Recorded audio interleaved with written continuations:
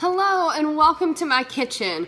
I am creating this video because I think it is so super important for me to share with you the correct way to make Shakeology. I personally was making it the wrong way for weeks before I realized, oh, you should blend this in a blender.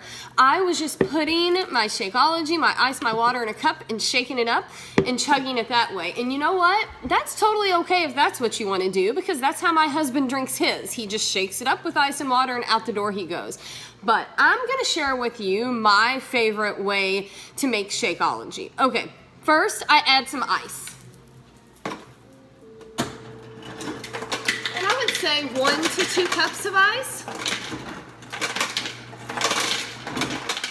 So you can see that's about how much ice I put in there. Then I do 8 to 10 ounces of water. Typically it's closer to 8.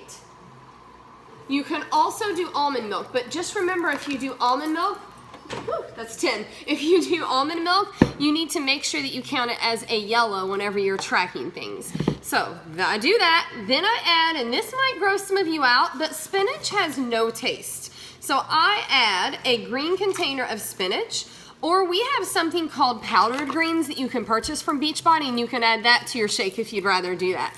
I just add green spinach. Sometimes I do the powdered greens. I kind of go back and forth.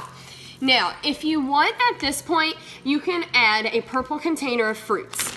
If I ever do it, I do blueberries, and I add a frozen bag of blueberries, purple container. Some people add a banana, some people add strawberries. I do really like adding strawberries, and it's up to you if you want to do it frozen or if you want to do it fresh. Totally up to you. So if you're gonna do fruit, now's the time to add your fruit. Then you're gonna add a scoop of Shakeology. I have this container and some other containers that our different flavors are in. I just think that's easier than reaching my hand down into the bag. I do want to tell you, make sure if you get different containers or different flavors that you keep the scoop that goes with your flavor in that flavor, because each flavor has a different size scoop. So just a little tidbit, make sure that you do that. Sometimes you have to dig through the bag to find the scoop, and sometimes it is like Christmas morning and that scoop is at the very top of the bag. So this is cafe latte. I really like cafe latte. I'm gonna add a scoop of my Shakeology. Now, at this point, sometimes I like to add different of the flavorings. Like, for example, I have caramel extract or vanilla extract. Sometimes I do that, sometimes I don't. Just depends.